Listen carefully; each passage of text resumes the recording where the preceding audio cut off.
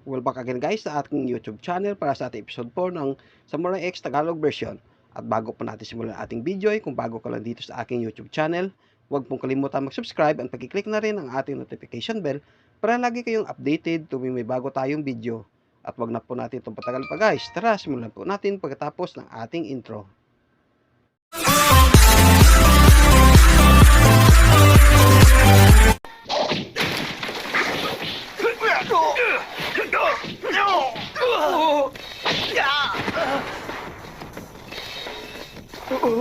Sige na, tama na. Sumusuko na kami. Napakalakas mo. Patawarin mo na kami. Pakiusap. Hindi pa nga sana ako hihinto kung hindi lang kayo nakiusap eh. Ano? Napakahina niyong lahat. Tinatamad na akong labanan kayo. Wala bang malalakas dito na kaya akong tapatan? Ipinakikilala sa Noske, ang upahang mandirigma. Isang patatas, dalawang patatas, tatlong patatas. Pasalin-salin lang. Apat na patatas, limang patatas. Palagi ko kasi itong ginagawa. Gano'n man kapangit ang isang babae, may maganda pa rin tong katangian. Bakit mo ako binato, ha? Pinupuri na nga kita, babatuin mo ba ako? Yahi ko, hindi ka magugustuhan ng mga babae kung hindi mo babaguhin yung asal mo. Tumahimik ka na! Sinisiguro ko sa'yo na walang lalaking gugustuhin makasal sa'yo! Ano sinabi mo? Bumalik ka nga dito! Ay! Sa tingin ko, mukhang kailangan ko na maghanda ng pananghalian. Kenshin, ano lulutuin mo ngayon? Tingnan natin. Ginisang gulay siguro at saka... alam ko na. Ang mabuti pa, idadagdag ko na rin yung atsarang talong na ginawa ko kahapon. Ay, hindi ko gusto yan! Paminsan-minsan naman kumain din tayo sa mamahaling kainan. Alam mo, napaka-reklamador mo talaga kahit kailan. Isipin mo ang mabuti, saan tayo kukuha ng perang pangkain sa mamahaling kainan? Kung sa bagay, kahit halugugin natin ang naghihirap na paaralang to, puro dumi lang ang makikita, walang pera. Tubi ka! Nasaan na ba yun? Ang alam ko, dito ko lang yung nilagay! Ano kayang hinahanap doon ni Kaoru? Ano yun?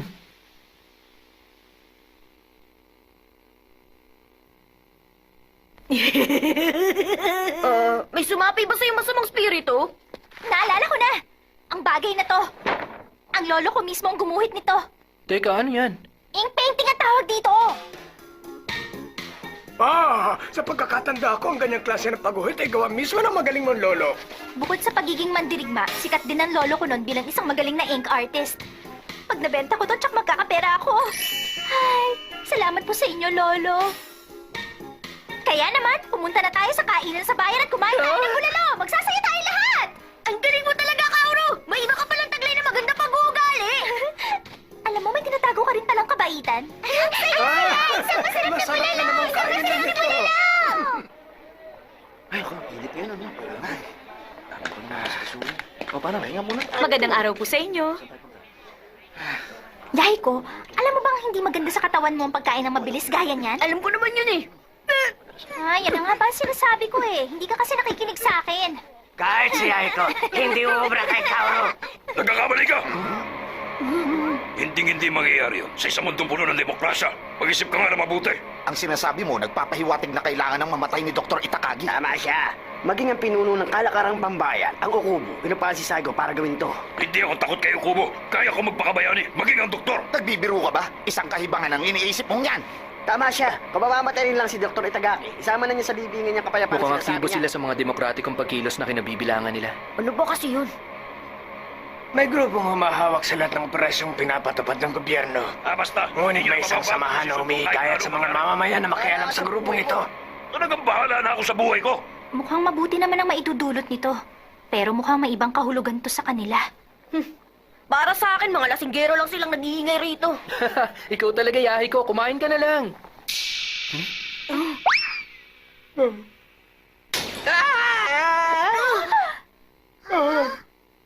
Aray ko! Kenshin! Ayos ka lang ba, Kenshin? Kuya Kenshin, ayos ka lang po ba? Ulitin mo nga sinabi mo. Sumusobra ka na. Sasabihin ko ang gusto ko sabihin. Yun naman talaga ang tunay na pagbabago ng demokrasya. Napakakitid kasi na pangunawa mo. Tumigil na nga kayo sa pagtatalo nyo! Pati ibang tao, dinadamay nyo na! Humingi na muna kayo ng tawad sa kanya bago kayo magtalo riyan. Hoy, ikaw bata, tumahimik ka nga. Wala kang alam sa ipinaglalaban namin, kaya manahimik ka na lang at huwag kang makialam. Huwag nyo rin ako tinatawag na bata! Humingi kayo ng tawad sa kanya, mga lasinggero! Sino tinatawag mo na singgero, ha? Ginagawa namin ito upang makamit ang demokrasya. Ikaw ang tumahimik! Kahit ano pa sabihin mo, hindi mo na mayaan Bastos sa mo! pagkatawa ng lasinggero kayo! Pero nakakaabala po kasi kayo. Anong sabi mo? Tumahimik ka, huwag kang sumabat dito! Binibining tay! Sandali lang. Ang demokrasyang sinasabi nyo, para lang sa mahihina. Dahil ang demokrasyang kanina nyo pa pinagtatalunan, ginagamit nyo lang para malaya kayong makapanakip ng iba pag nalalasing kayo at nawawala sa katinuan. Pakialamero ka! Ayos ka lang ba? Oo.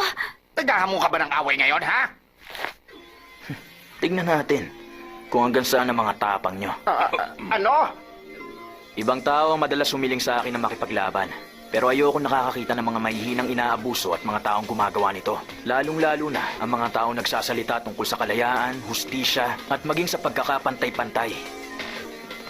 Nagagalit ako ng husto sa ginagawa nila. Anong ibig mong palabasin ngayon? Halika, lumabas na tayo! Doon tayo magtos!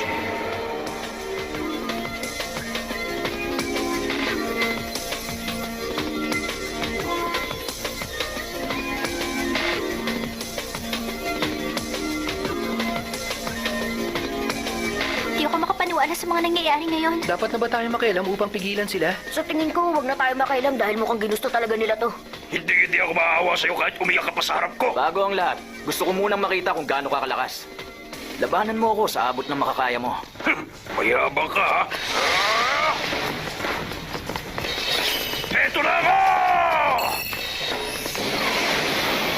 Ang daya niya. May tinatago pala siyang punyal. Nagkakamali ka! Patago talagang gamitin sa labanan ng punyal.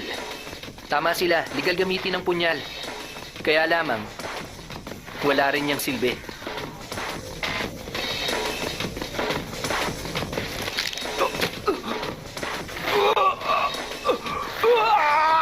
Tingin mo ba may mapapala ka sa paggamit niyan? Ang braso ko! Sakit ang braso ko!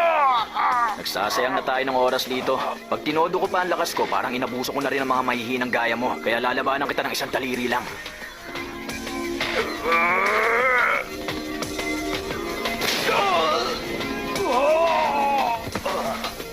Kawawa naman siya. Oh, grabe. Ang lakas niya na. Sino lalaki niya? Sinasabi ko na nga ba't mababagot lang ako rito eh. Isang pitik lang sa noo. Kanina pa ako nagtitimping patulan ka. Ngunit sa oras na bunutin mo ang espada mo, hindi na ako mangingiming saktan ka. Ang demokrasya ay ibinibigay sa mga taong marunong magpahalaga nito. Ngunit sa mga taong tulad mo, dapat mo munang ayusin ang sarili mo bago mo hilingin maayos ang gobyerno. Bayaran mo ng kinain nyo at umalis na kayo. Maraming salamat sa inyo. Mabuti tinuruan niyo sila ng leksyon. Ginawa ko lang to dahil gusto ko. Kaya hindi mo na kailangan magpasalamat. Pasensya na rin sa gulong na idulot ko kanina. Ha? Ikaw, ginawang mandirigma. Ano, kumusta na ang ulo mo ngayon? Ako? Ayos ako. Huwag mo akong alalahanin. Mabuti kung ganon. Alam ko namang sinadya mo ring matamaan ng mangko kanina at mabukulan. Ano? Kung hindi mo naiharang ang ulo mo kanina, siya sana ang tinamaan at tiyak umaagos na ang dugo sa mukha ng binibining ito. Kaya naman sinadya mong iharang ang ulo mo bilang pananggalang sa mukha niya. Tama ba ako? Pambihira, napansin mo pa yon? Nagmamaang-maangan ka pa. Gusto kita. Handa ka bang tumanggap ng isang hamon? Naku, mukhang hindi ko yun matatanggap. Ganun ba? Sakali magbago ang isip mo, puntahan mo na lang ako at magharap tayong dalawa. Hanggang sa muli.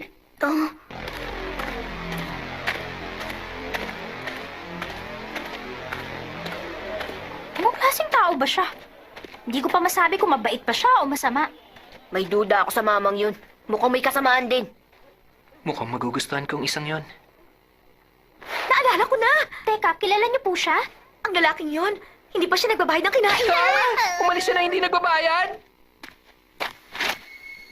Ayon sa mga narinig ko, siya ay isang upahang mandirigma na kung tawagin ay Sansa. Siya ang sagot upang makaganti ako sa lalaking yun.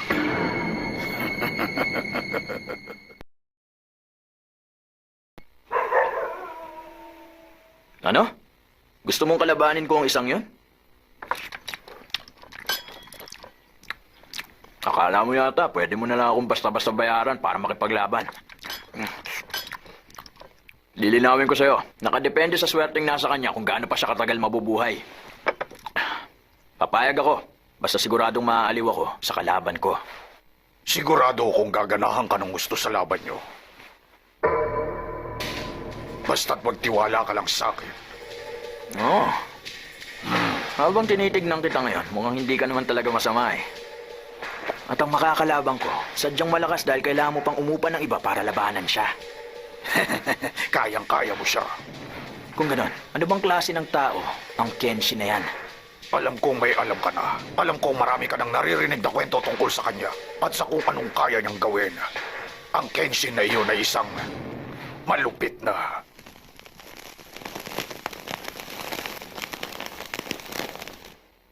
Sigurado ka ba sa sinasabi mo? Hindi ako maaaring magkamali. Ang makakalaban mo'y lubhang magaling. Isa pa, hindi mo ba naiisip na maaaring ito ng pagkakataon mong mas sumikat pa? Hindi yun mahalaga sa akin! Lumipas na ang maraming taon, ngunit ngayon lang ako nakahanap ng maaari kong tapatan. Ang maalamat na mamamatay tao na si Himura Batusai at si Sansa na isang upahang mandirigma matagal na siyang hinahanap.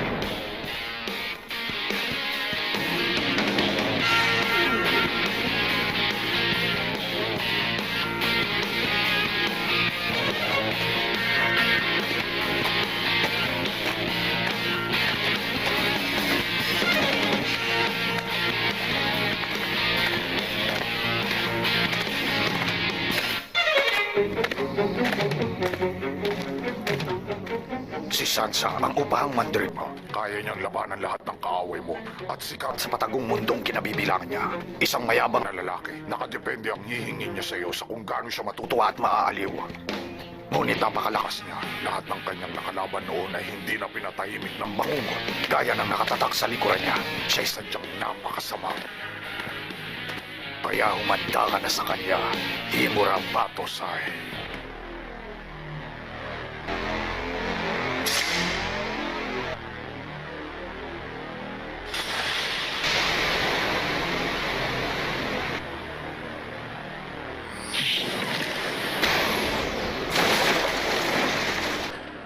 Dahil sa iyo, hindi na ako kailanman Maaaring humawak ng espada. hindi mawawala ang pagkasuklam na nararamdaman ko sa iyo.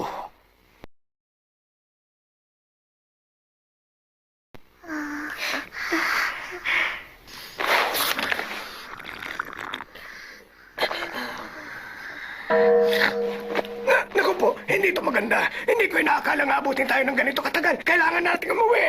Dumito po muna kayo ng ilang pang oras, Dr. Gensai. Masarap pa po ang tulog ni na Ayame at Suzume. Sasamahan ko na po kayo sa pag-uwi nyo. Aba, sobrang bihira ko lang marinig sa ang ganyang kabaitan ah. Hindi mo na kailangan pa sabihin sa akin to.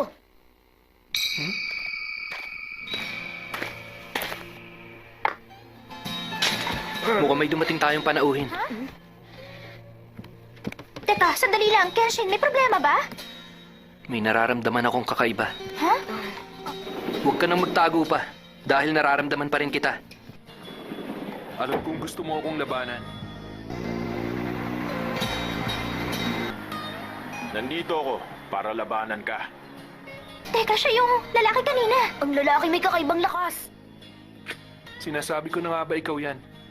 Hindi ba sinabi ko na sa'yo na wala akong balak na labanan ka? Hindi ko matatanggap yan. May umupa sa akin para gawin yon kaya... Kailangan talaga kitang labanan ngayong gabi. Isa pa, isang imperialista ang makakalaban ko. Isa rin siyang Batusay at mamamatay tao. Paano mo yun nalaman? Isang sundalong imperialista mula sa Choshu. Himura Batusay ang mas kilala sa tawag na Batusay ang mamamatay tao. Ang gumagamit gamit ng sinaunang pamamaraan na Hiden Mitsurugi. Marami ka na palang alam tungkol sa akin. Parte pa rin ba ito ng trabaho mo? Mo bilang upahang mandirigma? Hindi mo na kailangang... magsaliksik pa tungkol dito. Ngunit, May mga bagay din na sadyang hindi ko alam. Halimbawa, kung ano ba talaga ang nakapaloob paloob sa Hiden Mitsurugi. At kung bakit ang kilabot na mamamatay tao noon, naging isa ng palaboy ngayon. na ayaw pang pumatay. Wala akong maisip na dahilan. Dahil hindi ko alam kung anong nasa isip mo, kaya nandito ako, nakikiusap sa iyo na pagbigyan Ako ako sa labang ito.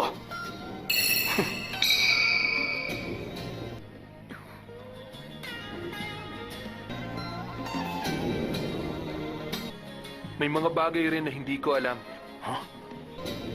Bakit ayaw mo mga abuso na mahihina? Ngunit pumapayag ka namang upahan upang labanan ng ibang Tao. At bakit masaya ka habang nakasulat sa likuran mo? ang katagang isa kang masamang nilalang. Ano ba talaga? Talagang gusto mong palabasin sa ginagawa mo. Ang mga tanong mong yan. Hayaan mo na nga. Hindi na dapat sinasabi ang ganung mga kwento gayong mag-aarap na tayong dalawa. Ang gusto ko lang naman, matalo Ko maalamat na mamamatay tao noon na siyang tinuturing na pinakamalakas sa lahat ng imperialista. mula sa kaibuturan ng puso ko!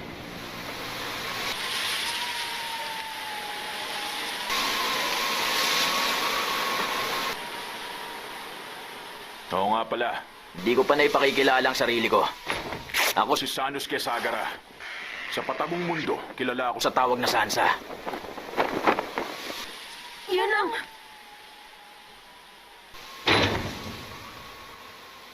O kaya, Zan Bato Sanuske, ang upahang mandirigma. Saan ba to?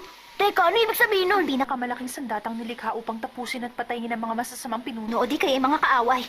Marami rin na nagsasabi. Walang sino mang natutong gumamit nito dahil sa taglay nitong bigat.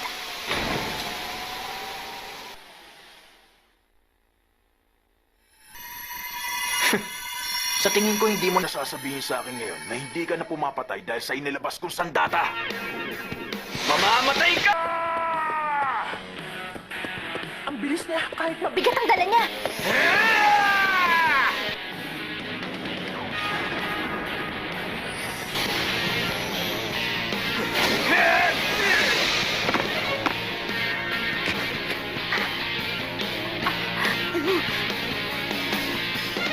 Nakita ko na ngayon ang lahat ng galaw na meron ka.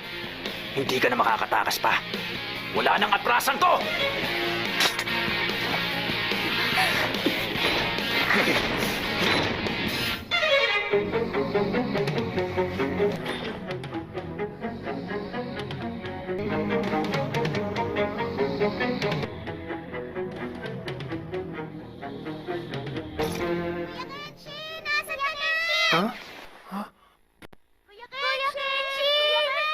Ayame, susubi. Kuya! Ang totoong laban, hindi dapat... Dapat nakikita ng mga bata at maging ng mga babae. Isa pa, mukhang May hindi ka nais-nais na espiritu nagbabantay sa atin ngayon. Ha?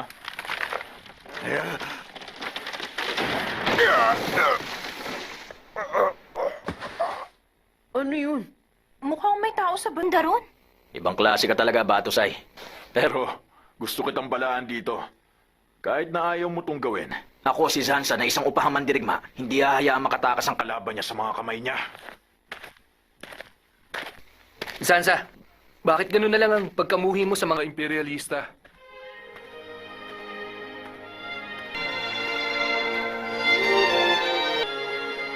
Mukhang wala akong ibang magagawa kundi ang labanan ka. Kahit na ayoko.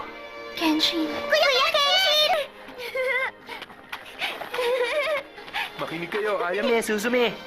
Ang mabuti pa siguro, ihahatid na namin kayo ng kuya yahay ko nyo sa bahay. Sige po! Salamat po!